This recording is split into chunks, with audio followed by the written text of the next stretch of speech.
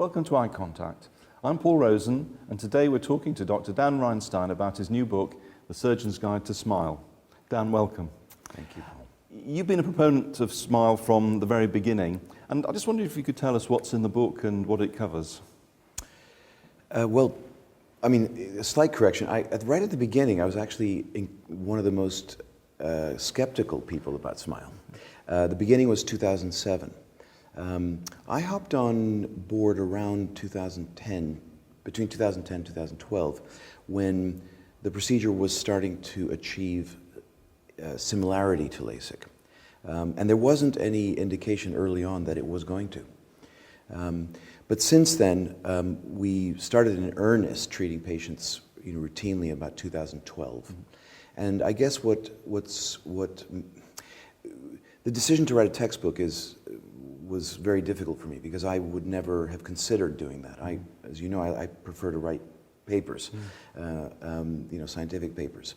I always felt that textbooks become out of date very quickly.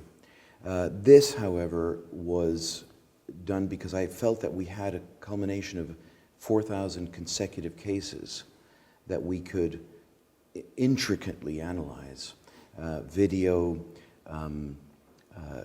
all of the surgical techniques, that the learning curve of optimizing the process of how to do this surgery efficiently and consistently. So I figured that it would be great to put all this down, because as Smile becomes a more predominant procedure, it would be great if we didn't have everyone trying to get to where we had got to after 4,000 eyes on their own. So it was a labor of love with our team, Tim Archer, Glenn Karp. There are 450 pages, I think, about 500 figures. There's 16 and a half hours of densely narrated video. What can I say? I'll never do it again. How long did it take you to write? I guess we wrote it in a year. And then we edited it for another couple of months. Okay. I based it actually on two previous textbooks.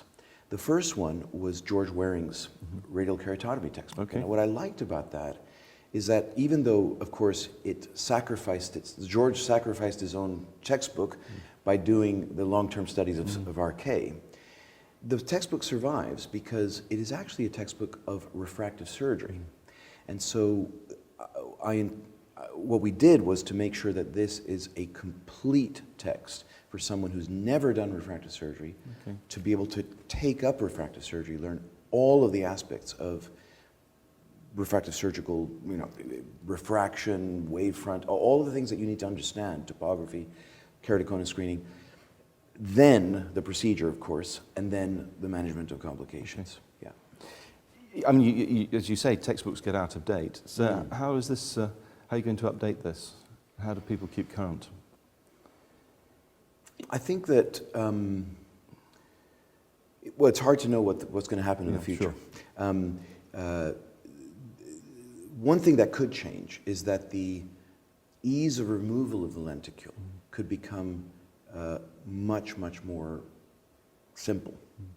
For example, the section on how to remove the lenticule, like that, just that part of how to dissect and remove the lenticule, that's about 20 pages. Okay. And that's how to do it perfectly. Mm-hmm. There's another 40 pages on alternate situations that might occur during the removal if certain areas or other aspects aren't routine. So that's 60 pages. Now, those 60 pages might become obsolete if the cutting can be done, and then after opening the incision, you can literally just stick a forceps and remove the lenticule without any dissection, for example. But by and large, what I've seen now in terms of the companies that have started to bring Smile to the market, since Carl Zeiss, it doesn't look like there's a lot of new technology applied yet. And to update the textbook, there's web access, isn't there, as part of? Well, it's all digital. And there's an online version of the whole textbook. So yeah, the videos, you can add videos. I'm not even thinking about doing an update to this textbook because this was just it was just a cracking amount of work. And currently the US FDA allows SMILE to be performed using the VisuMax laser and within the limits of -1 to -8 with about half a doctor of SIL. Do you, in your clinic, work within those limits, or are we allowed a little bit more latitude in the... Yeah, no, I mean, the US, as I've written in a recent editorial, is just perpetually behind. And it's a crime, really, the way that happened.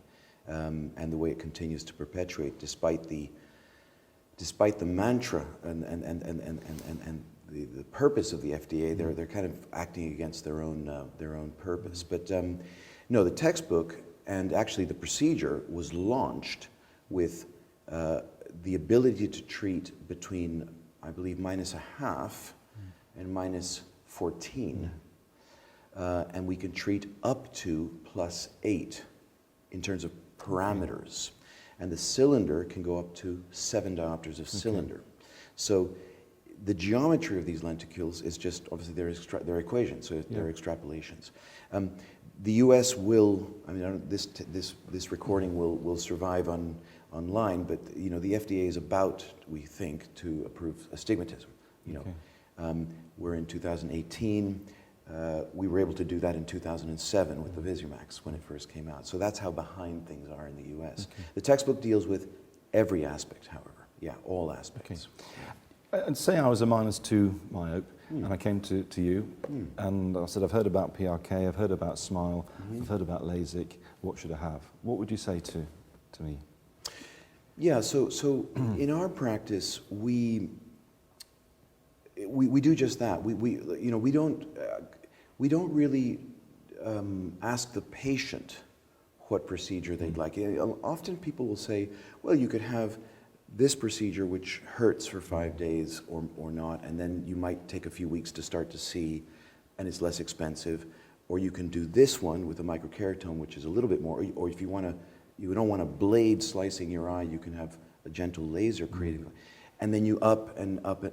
What we do is we say, no, this is the cost of correction, and then we will offer the procedure that is optimal. So where is SMILE optimal? Well, SMILE is optimal when there are unusual situations where there are corneal higher order aberrations that you would want to correct while you're doing the refractive surgery. But that's very unusual. That may be 1 in 500 eyes.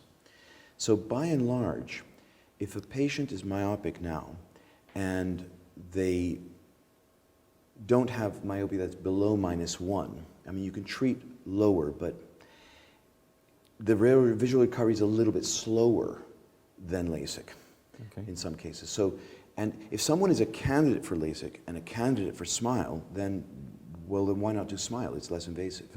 But there are situations where LASIK is still preferable.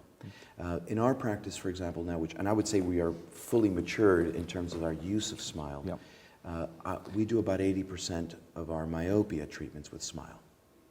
And the pachymetry requirements, are they different from LASIK? Yes and no. In that we adhere to our knowledge of residual stromal thickness. But what's different is that the cap is not cut off like a flap. So in our view, it still contributes to the tensile strength of the cornea. And therefore, when you consider that the epithelium is about 50 microns, and we suggest that one should standardize cap thickness to about 130 to 135 microns, that's 80 microns of stroma at the front that you haven't actually cut. And of course, it's the strongest fibers of the stroma that you haven't cut, and they're at the front. So our protocol, and we now have actually a prospective trial for high myopia working at the clinic, where we are allowed to go down to 220 under the lenticule as long as the total amount of stroma uncut is 300. And 300 is the conservative residual stromal thickness guideline for LASIK. So it's similar, but you need to think more in terms of total stroma uncut rather than what's under the lenticule that we're removing. Now, it's a new procedure, and I've tried it in a wet lab myself, and I was just wondering how much of a learning curve there is.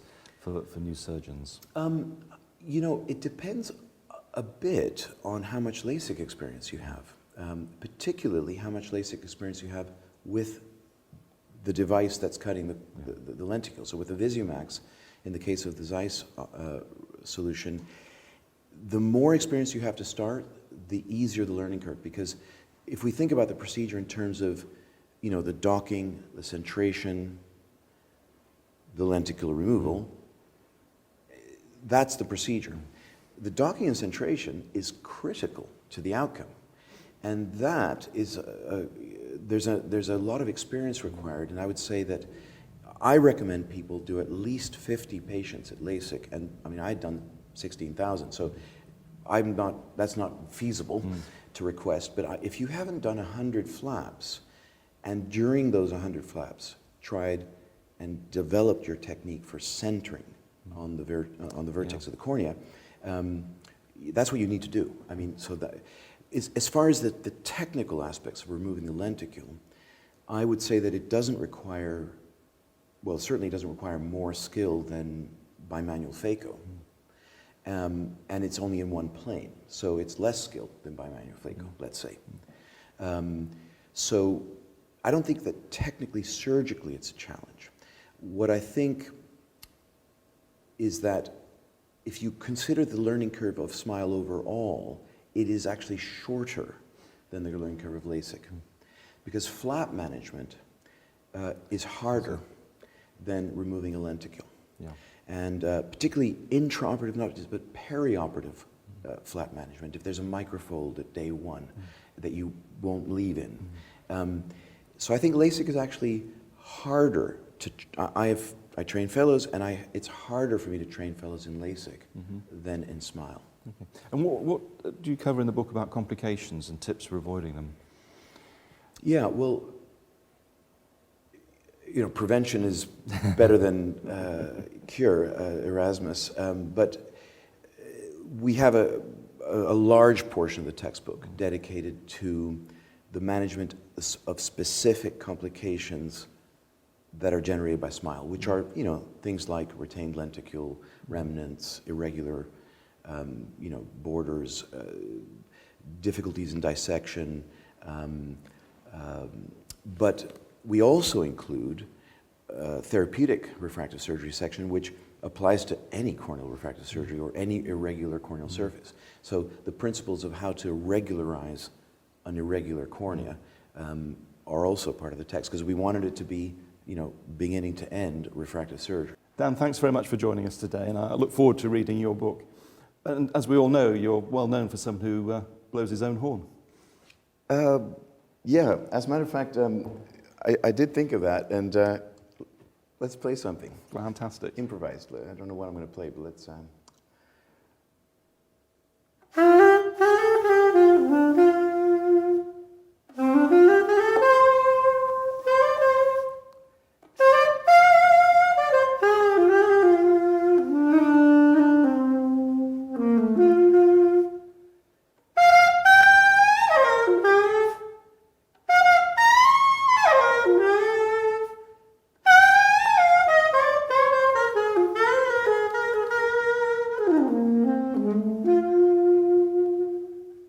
Brilliant, thank you.